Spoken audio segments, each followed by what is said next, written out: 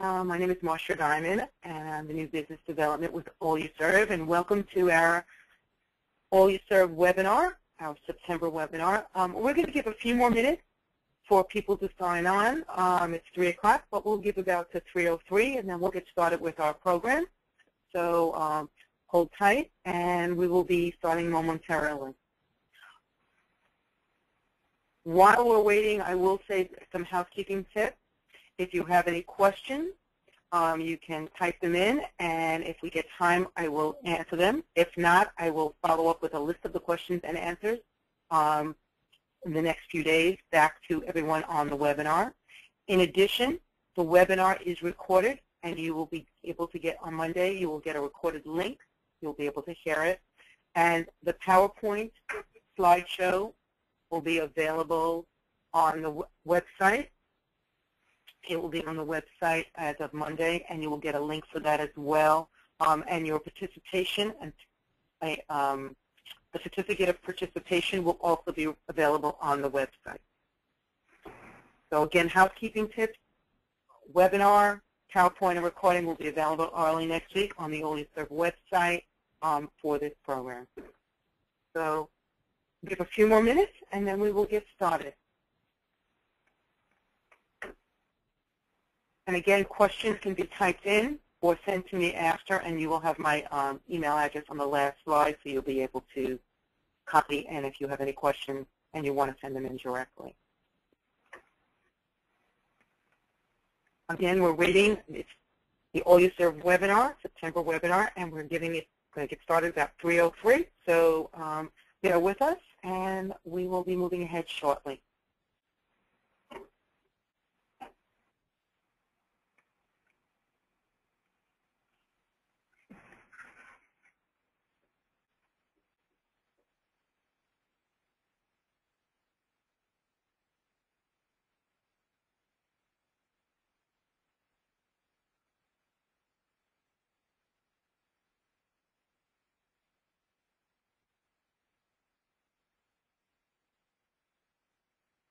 Okay, I think we're almost at the point. Again, my name is Marsha Diamond, and I'm Alluserv's New Business Development, and we welcome you to this month's Alluserv webinar, free webinar done by Alluserv.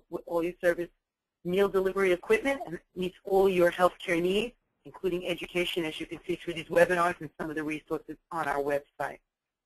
Some housekeeping tips again. We use the PowerPoint, the certificate of participation, and the recording will be available early next week for all of you to peruse and see again on the Alluserv website, alluserv.com. And welcome. So let's get started with our program today. When we planned this program, I really didn't realize it was National Food Safety Education Month.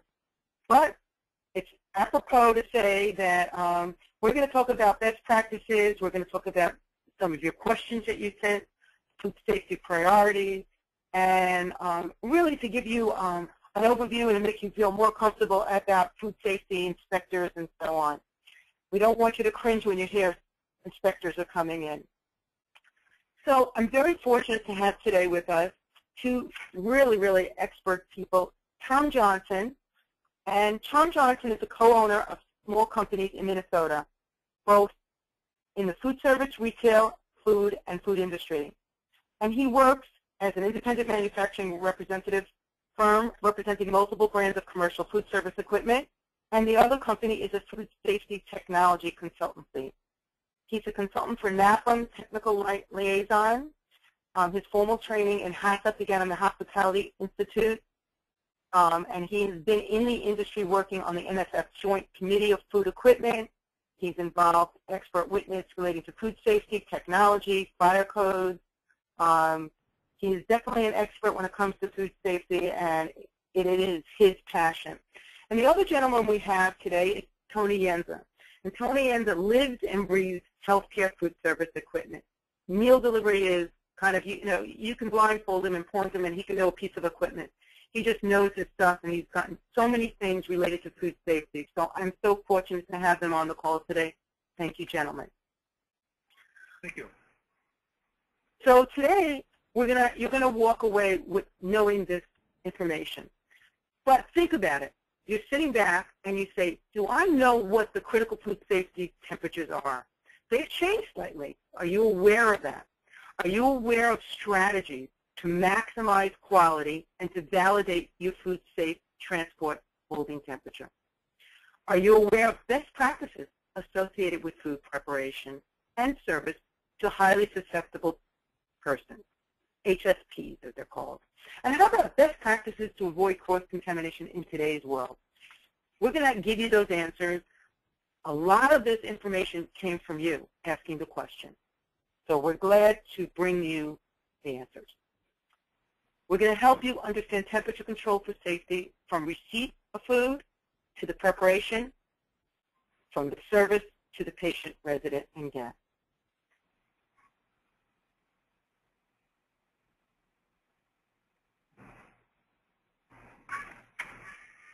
Okay, so here we're talking about HACCP. This is Tom Johnson here. Welcome, everybody. And so when we're talking about HACCP, Hazard Analysis Critical Control Points, we're talking about temperature control for safety food products. So this is going to be all your meats, your poultry, your eggs, seafood, dairy, things along those lines. And what FDA calls a potentially hazardous food product is a product that has a water activity of 0.91 and a pH of greater than 4.6. So those are the products that we want to make sure that we maintain in a temperature range that is either 41 degrees Fahrenheit or below, or it's going to be 135 degrees Fahrenheit or above. Now, your state may still be stuck at the 140 degree minimum hot food holding temperature.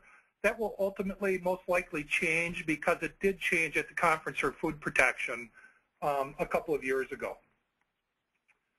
The next slide there, Marcia. So how about the virus controls? You know, all of the food code is really based upon the prevention of rapid progressive growth of pathogenic bacteria. And bacteria grows and multiplies in foods, but it doesn't grow and multiply so much in the host like virus does. So virus doesn't grow and multiply on the food, but rather in its host, that being us. So the most important thing that we can do for virus control, frankly, is washing our hands and having an effective hand hygiene program. The other thing that's very important is to exclude ill workers. And this is a very difficult thing to do in food service. You have contracts with these employees, and if they're ill and you deny them the ability to come to work, there could be some other consequences. But the important thing from a risk reduction perspective is to try to find a way that if they are reporting to work and they're ill, that they're separated to the extent that they're not handling the food product, that they're not handling the wares that the food products are going to go on, understanding that they're going to be shedding viral particles, and very likely then, especially those highly susceptible persons, you could be transmitting a disease to them.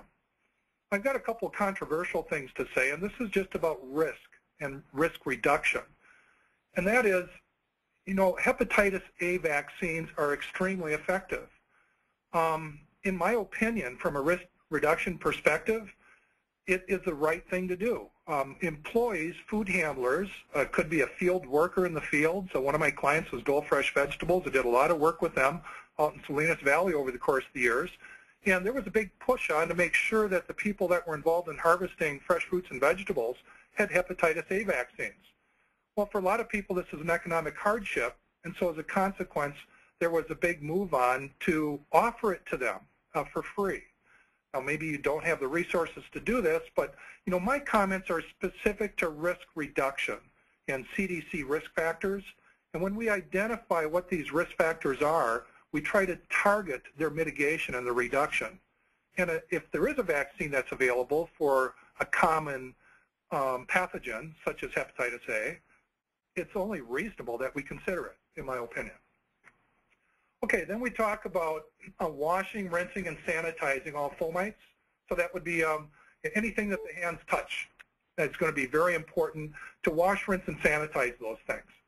So let's talk about some special controls for HSPs in particular. So for those of you that have HACCP, do you know step number 1 of HACCP is to form a HACCP team? So this team needs to be interdisciplinary. So that means it'd be good to have somebody from receiving. You want to have somebody from facilities as part of the team. You certainly want somebody from risk. So maybe this is one of the executives for your facility, because they're the ones first and foremost that make the decision, serve or not serve, receive or not receive. It's a financial decision, and with that financial decision comes an element of risk. So you want them to be a part of the team so that they understand or better understand the risks associated with serving highly susceptible persons. So you only want to have pasteurized eggs when you're primarily serving highly susceptible persons.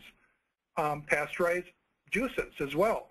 Now you can do fresh squeezed orange juice, that's fine, but if you're going to squeeze it, it should be consumed or offered for consumption immediately. It shouldn't be packaged and then stored. No bare hand contact of ready-to-eat foods. If you want to have bare hand contact of raw foods that are subsequently going to be cooked, no problem, because the cook step will eliminate the hazard. Again, we're going to talk about one other kind of controversial item there is item number 6. Remove carbon filters from ice machines.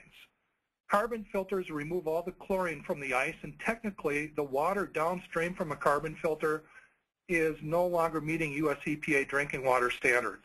That's why you get mold in your ice machines. You don't want to be serving moldy ice to patrons that are ill and have compromised immune systems. You want to do the best you can to exclude ill workers from handling foods. You don't want to do an ROP process, a reduced oxygen package process, cook, chill, sous vide, unless first you've done your hazard analysis and you've gone to the authority having jurisdiction and shared with them what your plan is to reduce the risk associated with your process. And you want to avoid transporting soiled wares to the ready-to-eat prep space. This is something that most health departments are pretty disciplined about, making sure that you're not transporting soiled dishes or soiled wares through your prep space in the kitchen area. So, you know, 66% of all illness in the United States, according to the Centers for Disease Control, is attributable to Norwalk-like virus, which we call norovirus.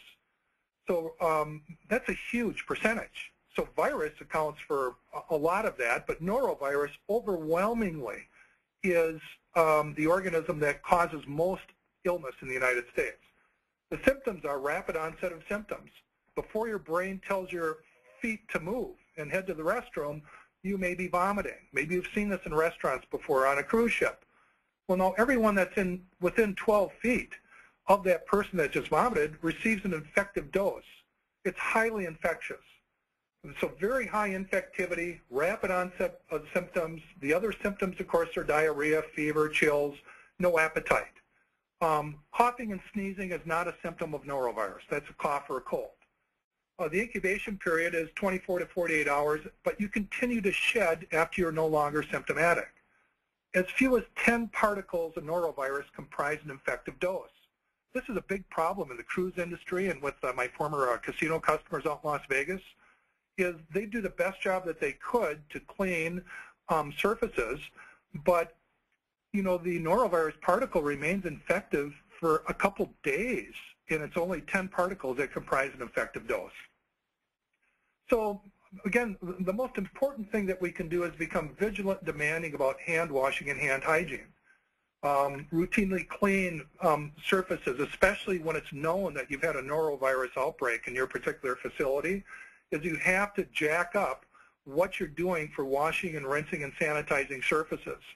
You know, one of the surfaces that's most important to clean and is not obvious is, let's say that you have a prep operation. How about the under-counter refrigeration where there's a door pull? So you're manipulating, you're working with the food with your hands. What happens when you need more food? If the worker standing there just reaches for a walk-in refrigerator door or an under-counter refrigerator handle, does anybody ever wash or sanitize the handle or the door pull? So these are things to think about, especially when you have an illness going on in your facility. Require your workers to report when they're ill, especially if there's vomiting or diarrhea or fever. And again, a couple of controversial things, ask that they be tested by a physician. If they test positive for norovirus, and this is easy for me to say, but give them the week off because you know they're going to be shedding. And if they're going to bring it back into your operation, again, this is a very, very virulent organism.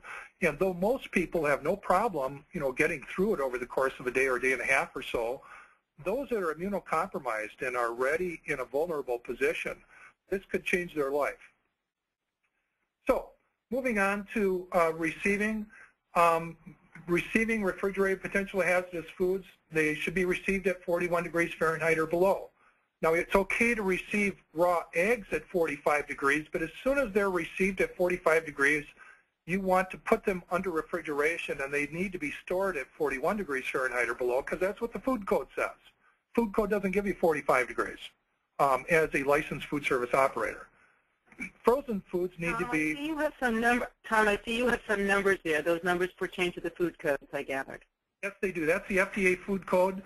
And so Marcia's got a link, hopefully you've seen that on the slide, where you can get your own personal copy of the FDA 2009 food code for yourself. I'd really encourage you to look at this. Food safety is not what the last inspector told you.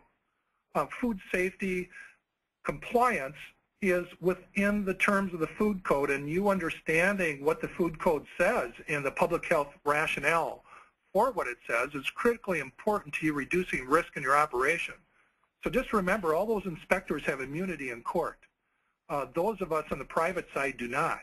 We have a duty of care for our due diligence in reducing to a reasonable level risks associated with our processes. So Section 3-501.11 tells us that frozen foods have to be received frozen. It doesn't say 0 degrees. It doesn't say -10 or 10 or 20. It says frozen. So frozen means it's in a solid form. So check the temperatures upon receipt and put that in your HACCP log. So refrigeration air temperature, this is, the 40-degree refrigeration air temperature, that's not in the code. That's in the standard. But the health department doesn't hold you accountable to the standard. They hold you accountable to what's in the code. And the code's all about food temperatures. So 41 degrees Fahrenheit or below is Section 3-501.12 of the FDA food code. Seafood, same thing. Fresh produce, same thing. A best practice for deep chill, if you're doing a cook chill program in your operation, then you're given 6 hours to go from 135 degrees down to 41 degrees Fahrenheit or below. You're given 48 hours then to reduce the temperature from 41 degrees to 34 degrees Fahrenheit or below if you're going for a 30-day shelf life of that ROP process. And there is a section in the food code now that is specific to cook, chill, and sous vide. So just as a kind of a quick reference guide, the FDA minimum cooking food temperature chart, I put those items up there where you can see plant foods. So these are minimum cook temperatures. Now the temperatures that you cook to are likely higher. Most people don't base their operations around minimums. They have best practices. The minimums are those levels below which, if you don't attain them, you could expect Big Brother to give you a written order and write you up that, hey, you're not complying with these minimum safety requirements. So these are the specific minimums that you'll find within the food code. And reheating is 165 degrees, by the way. So even though the cooking temperature might only be 145, when it's time for you to reheat that item, so let's say that you cook to 145 and then you chill or you cool it, well, when you go to reheat that and serve it, you need to reheat it to 165 degrees. And so in any event, I just wanted to kind of stress that point, and if you've got questions about that, I'd be happy to answer them after the fact here. So when you're measuring food temperatures, you cannot be using bimetallic stem thermometers any longer. And the reason is though they might be appropriate for measuring air temperatures, they average the temperature from the tip to the dimple on the stem, and they no longer meet the accuracy of instrument requirements within the FDA food code. So you want to make sure you have accurate temperature instruments, and in addition, you need to verify that you're keeping the foods outside of the temperature danger zone. So again, the new FDA food code identifies that range from being 41 degrees to 135 degrees Fahrenheit. Now, if you intend to use time alone as a public health control, the code does allow you to do that, under 3-501.19, but there's some conditions. You have to mark the food that's out for service. You have to put on there the time that it needs to be discarded if it's still there and hasn't been served. And when you do throw it away, you need to write down who threw it away and at what time they threw it away. So that's called time as a public health control. Okay, next slide. So here's that section of the FDA Food Code I referenced about accuracy of instruments. It's section 4-203.11. Notice that it says that you have to be accurate to plus or minus 1 degree Celsius if you're only scaled in Celsius. If it's scaled in Celsius and Fahrenheit, it gives you plus or minus 2 degrees Fahrenheit. There's no bimetal stem thermometer that meets that criteria. So you're going to have to get a digital thermometer to do this. It doesn't have to be a 400-degree instrument. There's instruments that are less than $30 that meet this requirement. Comark's got one. There's a couple of other manufacturers that have them as well. They're waterproof. You can check their calibration in the field with the ice water bath or the boiling point method. So when you're cooking or cooling, it's the core temperature that matters. So you want to get to the densest, thickest part of the food product and get the tip of the probe into that point of the food. And the food code requirements are 15 seconds that you want to determine that you're at the appropriate temperature for that food item. So that's number 2 there, where you measure the core temperatures for 15 seconds. But what part of the food is most likely to have temperature abuse when you're holding? It is not the core, it's the surface. When you put hot food out on the counter, as it's evaporating moisture from the surface, it's something called the latent heat of evaporation. It cools on the surface. When you put cold food out for service on your prep table, for example, or a cold food station, or a frost top, the room air is 70 degrees. The food product started out at 40 or 41 degrees Fahrenheit. The surface of the food is no longer 41 degrees if it's in contact with 68 or 70 degree air. So it's the surface temperature of the food when you're holding that is the critical temperature to measure. You can use infrared instruments to do it, but you have to have the, when you find a temperature that is almost out of range, then you have to use a probe because none of the infrared thermometers meet the accuracy of instrument requirement that I shared with you a slide or two earlier. Okay, so next slide. So when it comes to checking the calibration of your thermometer, ideally you're going to use crushed ice, and you're going to fill a glass with crushed ice, and then you're going to put water in to fill in all the gaps between the crushed ice particles. Let it stabilize for a moment, then insert your instrument, stir it, and you want to see that it says 32.0 degrees Fahrenheit. If it doesn't say 32 degrees Fahrenheit, hopefully that instrument is field calibratable and will enable you to make the offset revision so that it does measure 32 degrees. And if your instrument cannot be field calibrated and it's off by more than 1 degree Fahrenheit, you should really replace that instrument. And that happens if you drop it or you bend the stem or it's damaged in some other manner, then you want to replace that instrument. Okay, next slide, please. So let's say that you have a meal service. It's from Alluserv. And one of the things that's going to be critical is you want to validate your transport process. And so, a handy way to do that, there's several different manufacturers of small instruments that are temperature data loggers. And what you can do is the very first tray or pod that you're preparing, as you go to put the dome cover on it, you can put the data logger probe into the food and include it beneath the dome. Now you load that into your cart and you continue with the rest of the meals. And let's say it's going to the east wing of a particular facility. What you want to do is you want to mark that tray. That's going to be your sacrificial tray, and it's the first tray that you loaded in the cart. Put it in the bottom of the cart. Now if the heat for the cart is applied from the bottom, then put it in the top of the cart. You want to put it wherever it's most likely to have temperature abuse. Okay? So that goes into the cart, and then you load the rest of the cart, and you take it to whatever wing you're serving. And you'll do this for each wing that you're providing food service to because you need to validate each route. So when you're finished then delivering all your meals, the very last tray that you're going to have is going to be the one that's marked.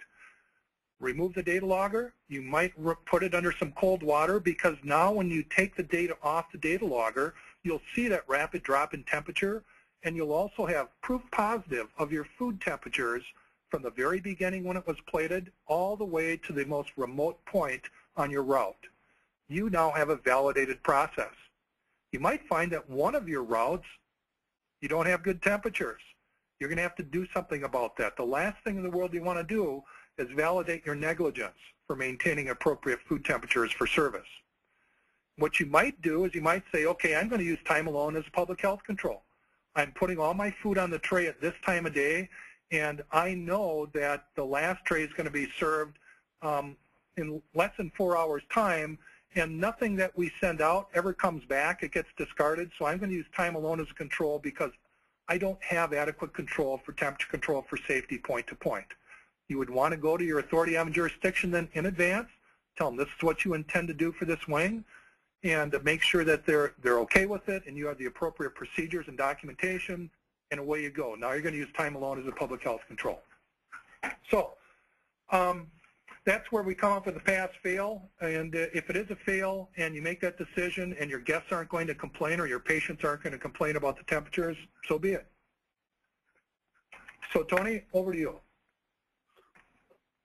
Thank you. Good afternoon, everybody. We're going to start off with the hot section of the serving systems. The first one up there is a wax base. It's the old one that's been around forever. This wax base actually gets up to 212, actually gets up to almost 300 degrees. And you put your plate inside this with a plated food and put a dome over top of it. This particular product can hold food at the correct and safe temperatures for up to and beyond 90 minutes of holding time. It's one of the most old, reliable ones there are out there. People do like to do the induction because it's the newest thing, but this is a true old, reliable, and does very good as far as maintaining hot food temperatures. Next one down is induction systems. There's several of them out there that are induction systems that will hold meals between 45 to 60 minutes long. And the plate really needs to get heated up to 165 degrees before the food is put on in order for it to maintain that temperatures. Alluserv actually has an induction plate system that doesn't quite hold for that long, but it's in a different system that it's being used in. The convection plate heaters, this is what's required for the induction systems that are out there other than Dynix's or other than Alluserv's that heats the plate up itself. This actually has convected air rolling around the plate, so it's a uniform heat that does get that plate up to 165, 170 degrees, which is required to maintain that 45 to 60 minutes time frames that they're talking about. Radiant style plate heaters that you see down below there, this is just a ring heater on the bottom of the spring loaded system in there. The plates are not consistently. The bottom one is very hot, gets up to 140. The top one at the top of the stack is not as hot as the rest of them. Either one of these two systems takes about 2 hours for the plates to get to total heat up saturation.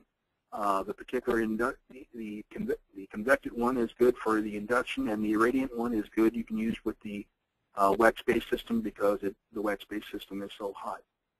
Then we can get into the cold. One of the things I want to get into here is that, you know, Tom is telling you about food safety and all that. You need equipment to kind of help you and complement that between the thermometers, meal delivery types of equipment. And so Tony's perspective is going to give you what's out there, and so you have to pick and choose what's the best thing from detected cold to the hot induction, and what makes sense for you to make sure that you're meeting the standard and exceeding the standard, and therefore meeting your patient satisfaction or resident satisfaction. Correct. Each one of those things that we showed you in the previous slide gives you a different amount of holding time. That's the key differences between the two different operations there. Then we can move into the cold. There you go, back to that one. Okay. We move into the cold, and we have air curtain refrigerators and milk coolers. Typically, when you get milk out of either air curtain refrigerator or a drop front milk cooler, typically it's at 41 degrees or higher when it's coming out of there. We did get a question sent to us previously on an email that came in about the concern of cold food, if there was any other suggestions. Once again, I want to make sure that these do not bring temperatures down. These are temperature maintenance systems. So in other words, the product has to go into these things cold. That's a key thing. One of the biggest concerns they have out there is the milk. I know the concern when you got milk and you're in a tray delivery cart that has a wax base or an induction system, and you're out there for 45 minutes to that hour. By the time the patient gets that milk, you're up to 50 degrees or above. There are products out there to help you do this. We do actually have a cold drawer that can be put into a tray delivery cart to assist in this. One of the other recommendations I used to say way back when was stick it in the freezer, walk-in freezer for 15 to 20 minutes before you bring it out and stick it in the air-curtained refrigerator or your milk coolers. Air-curtained refrigerators are ideal because of the space requirements they take up. Plus, it actually allows you to do the pre-plated, and so you got a better idea of actually how much food and product is going in there, and they're very ergonomic to work with. Next slide, please. Hot food counters. Once again, I'll reiterate again, these are temperature maintenance things. The temperature of the food in the hot food pans should be the correct temperature, 165 or above, to go into the food wells. These are intended, but they can be used dry, but the best application for these is definitely steam. You put 1 inch of water down in the wells, turn these on, let the thing turn to a rolling boil before you stick the pans in. One other big thing that we've noticed on people using hot food wells, when you stick the pans in and your pans are all dented up and your lids are all dented up and you're actually seeing steam come out of there, it's not performing to its maximum potential. If you have pans, you might want to consider either straightening the pans out or buying new pans that go inside of it. Next slide, please. Conveyors. When you're preparing the trays and plates, like when they're going down there, there's multiple conveyors you can choose from, a gravity style, or there's motorized ones. But typically you get 3 to 4 trays per minute. I do know a couple places that actually do more with the gravity style conveyors. But the important thing to remember here is while these trays are going down the line, the food is typically put on right in the middle of it there. So there's quite a bit of time that the food is uncovered, and it is on a hot plate, but still it's uncovered, back to the comment about the surface temperature of the food. So the important thing is here to get that tray down as quickly as possible and the domes put on there as quickly as possible to maintain the correct temperature that you want to serve the product in. And the other, no bare hit. Go ahead. Tony, the other thing is that a question was asked about pods and whether you use a traditional kind of conveyor tray or you use a pod setup, which is just a point of delivery with, the steam table and shortening it. It was about accountability there, and I'll throw it out to Tom and you. Somebody said that they had a room service assessment, and room service ambassadors were assigned to help out on the pod, and then they left to deliver the food. And the state health department says this is not allowed. It's an issue of cross-contamination. Is there anything in the state or to allow that, or it's something question out there? They're saying the pod system is not acceptable? No, they were saying they had the person who was on the pod, they used the pod to minimize, to maintain temperatures and to shorten their time cycle. The question was made is that these people who were on the pod were also the room service ambassadors, and they would help on this pod, and then went back on and helped distribute the food. No, that shouldn't be. You're right, that shouldn't be. Well, here's what I guess what I'd say about that is, first off, I would ask that question of the authority having jurisdiction in writing. So when they tell you something, when they're out there on an inspection, you don't want to argue with them. You want to make a note so that they know that you're attentive, you're paying attention to what they said. You make a note. Then if it didn't make sense what they said, send them a memo in writing asking the question again. Say, I have a question for you. We're doing this with our room service ambassadors. Now, our ambassadors are trained. We do have a person in charge. They're a certified food manager. They've trained these ambassadors. The ambassadors wash their hands. They're wearing appropriate clothing and hair and beard restraints. There's no bare hand contact, so on and so forth. can we continue to use our food service ambassadors for delivering our meals?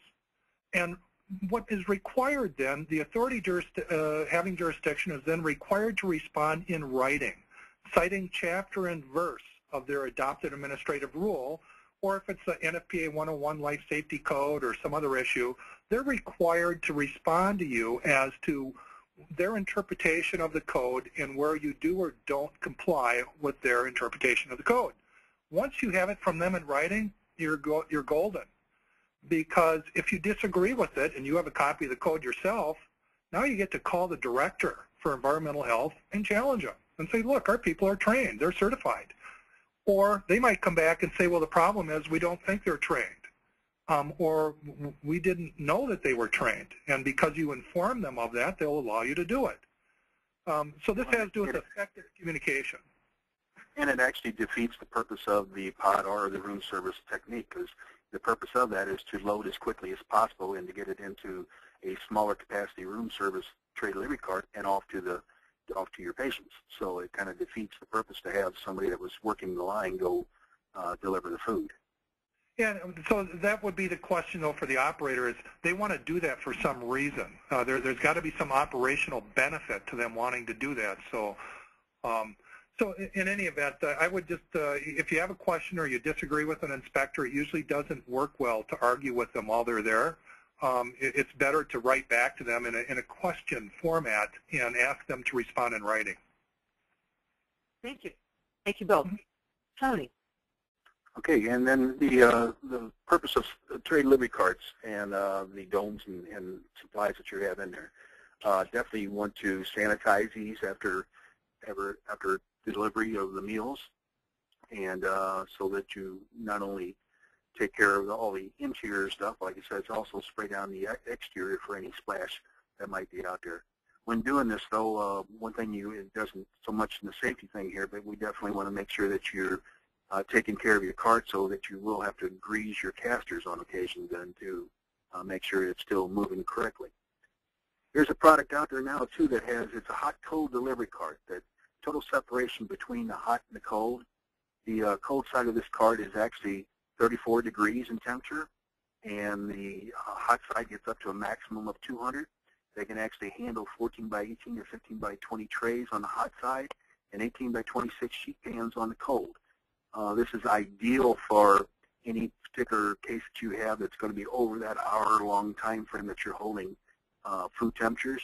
This actually can maintain for up to 30 minutes without power, so transporting it to your location has the benefit of holding that temperature for that time frame without being plugged in. And maintaining food safely as well as maintaining the quality, obviously cold and hot. This has been used a lot in behavioral health to maintain food safety and because of state inspectors in those kind of environments because it is social. Marcia, one other thing from a food safety perspective while we're here is the hot side self-sanitizes because it's hot. The cold side does not. So you're going to want to wash, rinse, and sanitize the interior surfaces on the cold side. Same thing on the other cart is, you got to be mindful of the fact that when you have a cold cart or cold delivery or ambient temperature delivery, those carts themselves need to be washed, rinsed, and sanitized from time to time. Now, if you don't have a separate cart wash section in your facility, you got to find a way to have an effective, it's called COP or clean out of place procedure, and we call those prerequisite programs. They're the underlying programs to HACCP. Thank you, Bill. Okay. So the prevention of cross-contamination starts with washing your hands. These organisms get to point on our fingertips primarily. We want to wear gloves when we're handling sanitary food items. So it could be wares or it could be utensils or those types of things. Now, you don't have to use gloves to handle food. You can use utensils. But you always want to wash your hands when you walk into the food service prep space because you were touching other things, door handles, door pulls, a box, a carton, whatever it is. They're not sanitary. They have dirt on them or earth. And these organisms that we're concerned about are ubiquitous. They're everywhere. So we never want to store raw meats and seafoods in the same equipment as cooked or ready-to-eat foods. You're going to Clean and sanitize your refrigeration, number 7 there. I got a lot of items here. I won't read all of them to you. I think you can see what they are. I'm just going to highlight perhaps a couple of the key ones. But, you know, preventing cross-contamination means thinking differently, thinking about every place that your finger pads or your staff's finger pads touch, and keeping in mind that it usually isn't the top of the counter that's involved in disease transmission. It might be a cutting board, it could be a knife handle, it could be a pre-rinse spray, a door push plate, could be the under-counter refrigerator, the door handles, those types of things.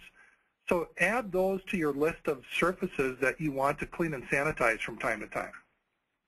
And the other point that would make it is that besides cross-contamination from a food safety, is an allergen cross-contamination prevention. And so when you're thinking of cross-contamination, you should also think from an allergen point of view, and things like an allergen pod, having an area that's separate, that you have a separate cooking, cutting, even a tray pot that you're using for perhaps your gluten, your nuts, you know, your allergens, is important to think of too. And I think when we're thinking of food safety, that is crucial today with liability as well. So Alluserv wrote a blog, it's on a few weeks ago on the Alluserv site about how to set up an allergen pod so that you can be ready and not avoid cross-contamination, not only from a food safety, but from, which is, you know, not from a sanitary in this way, but from an allergen point of view. So when we're thinking cross-contamination, we have to expand that a little bit in today's world. It's a very good point, Marcia. The other thing about the Big 8, you know, all the major serious allergenic products out there today is some people are so sensitive to it that it could be on your clothing. So if you're a food handler, you're a baker, and you're working with products that have glutens in them, when you move to another space, even though you might wash your hands, it could be on your clothing. And so if you are going to be doing gluten-free and you're making the claim about to be an allergen-free, then you also really need to look at your clothing and all of the multiple use fabrics or materials. So towels or these types of things, chef's towels in particular, things along those lines, and having a commercial laundry available. Thank you. And a question came out about this, and so we're incorporating that in today, because the question was asked to our expert about the sous vide, the technique of for states and hospitals, and so we're including this as one of our slides as well to incorporate that. Okay. So basically what's happened, it used to be in order to do reduced oxygen package processes or brewing on premise or sous vide, you would have to get a variance from the local Board of Health in order to do these types of processes. So, you know, Las Vegas years ago and Atlantic City, the major casinos with their cook-chill systems, and perhaps some of you on the call today, you'd have to go to the Board of Health, and as often as not, you run into people that aren't knowledgeable in these systems.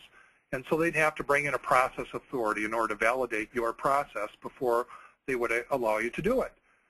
What happened is at the Conference for Food Protection, it has now been revised. There's a new section within the CFP, or within the FDA Food Code, Section 3-502, for example, where it allows for sous vide and for cook-chill processes. And so there's specific guidelines there. And I'll just refer you to that section because there's an awful lot of requirements there. But it is now permitted within the FDA Food Code. Now, your state may not have adopted a new food code recently. When they do, when they get around to looking at a new food code and they're adopting a code that's based on the FDA model from 2009 or later, it will have this in it already. And no longer do you need a variance as long as you meet the criteria that you'll find in those sections of the food code. But if you're in a state that, for example, in the state of Minnesota, their food code, MR 4626, is still based upon the 1995 FDA food code. So they're very much out of date, and it still requires a variance. And unfortunately, none of the delegate agencies have on their staff a personnel that are knowledgeable to the extent that they would claim to be a process authority and capable of validating such process. So everyone that's doing cook, chill, and or sous vide is having to get their own data and go to the authority having jurisdiction and basically make a declaratory claim that they've got safety and prove it with their D and Z values and all those other technical things you have to do to prove that you have a safe system for reduced oxygen packaging, cook, chill, or sous vide. But it is acceptable as long as you prove that. Okay. Yes, thank you. In those areas. Okay.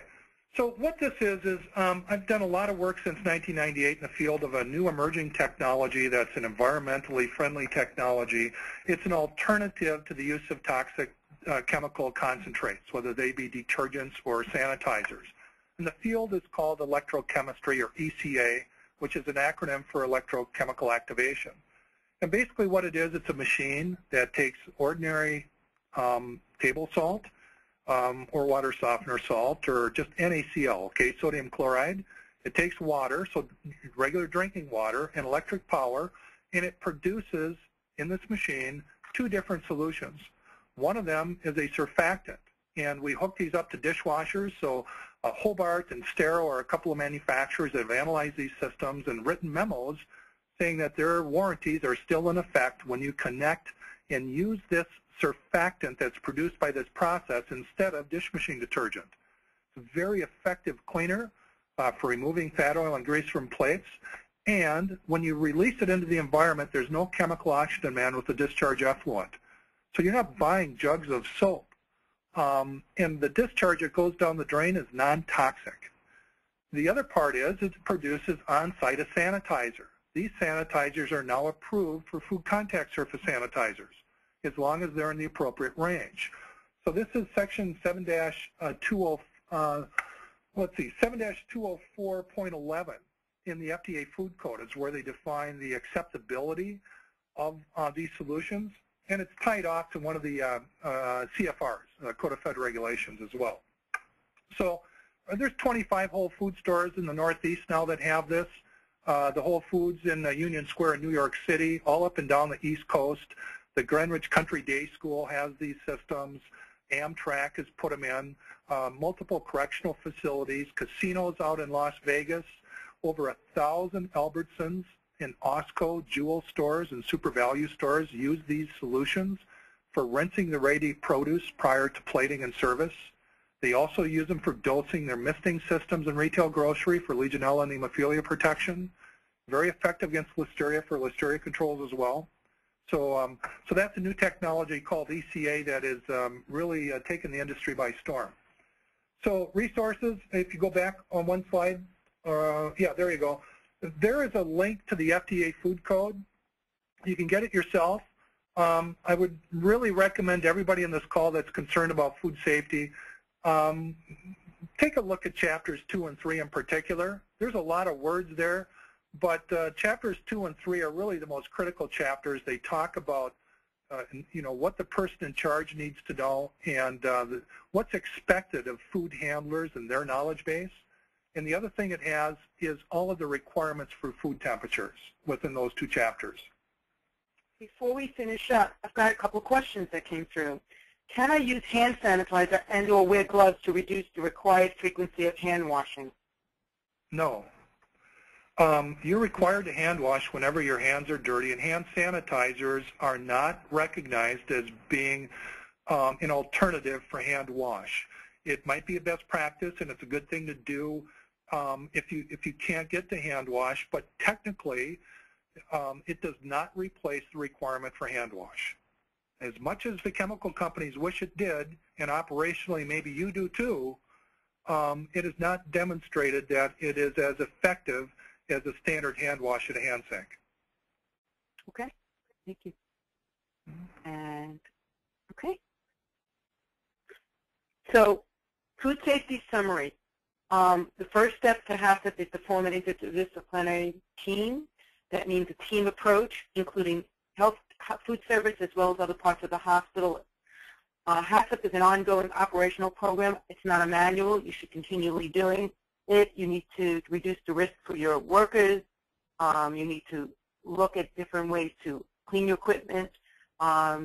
Separate dirty, raw from clean, ready to serve. Training, hand hygiene, no bare hair contact of ready-to-eat foods, and the exclusion of ill food handlers. Use accurate digital thin tip calibrated thermometers. Someone had asked, what's the type of thermometer again, Tom? Well, Comark is a division of Fluke, F-L-U-K-E. Fluke's a huge international company that makes instruments for the laboratory in a wide range of different industries. Comark USA is a company that we've done an awful lot of work. There's others. Hanna Instruments is another one. So there's quite a few different companies now that have developed inexpensive digital thermometers that are very accurate. I kind of like the Comark because it's waterproof. You could send it through the dishwasher, and it comes out the other side. It will hold the temperature, so you can see, you know, it says 165 degrees. Well, you know then that you had a 180-degree final rinse temperature in the manifold if on the plate surface you see 165. The inspectors all use these little strips. They put a little piece of what looks like tape on the inside of the rack. They send it through. If it changes colors, they know it hit 165. Well, you can beat them, and you do it because this instrument is plus or minus 1 degrees, where their strips are plus or minus 3 degrees. So you're very, very accurate with this thermometer and sending it through a dishwasher, also for probing food temperatures. Thank you. Monitor your core food temperatures for cooking, cooling, and reheating, and surface temperatures for hot and cold holding. Some great insight into that. And equipment plays a role into food safety. Obviously, you have to have your foods hot, but if you don't have the right equipment to play a role, then you, again, offer yourself up for liability or food issues. And use the NASI sanitation or the NSF-approved equipment, because they, too, will help make sure and ensure that you have a food safety environment. Now, one last thing I just want to add real quick. If you go back one slide there, when you're talking about ANSI sanitation standards, NSF develops standards, but UL has a group that also certifies to the ANSI NSF standards, and so does ITS or ETL, and CSA is another certifying body to the NSF standards. But I wanted to make one mention of Standard 7, which is a standard for refrigeration equipment. You need to know that bottle coolers, like used in convenience stores or grocery stores, though they are listed as Standard 7 for bottled beverages, you cannot use those coolers for open, exposed, potentially hazardous foods. That's a different certification test. Even though it's the same Standard 7, it's a different test method for that. So you got to be careful when you're looking at your equipment selection to make sure that it is certified for your specific intended use and not some other intended use if you're buying used or you're buying equipment on the internet. This is why it's important to buy your equipment from a reputable source. So any other questions? If you do, please send them to me. We want to thank you. We want to thank Tom, and we want to thank Tony today for coming on and sharing food safety and giving you, I mean, this could be for hours. There's lots to know, but we've hopefully given you some of the highlights to know current priorities, you know, unsafe cooking sources, inadequate cooking, improper holding temperatures, contaminated equipment, poor personnel hygiene. Those are your core things, and we hopefully gave you some ideas on how to reverse that or to at least minimize that. Any parting words, Tony? No, I'd just like to thank everybody for attending today. And Tom, any last words to let people know about food safety? Thank you all very much. Wash your hands.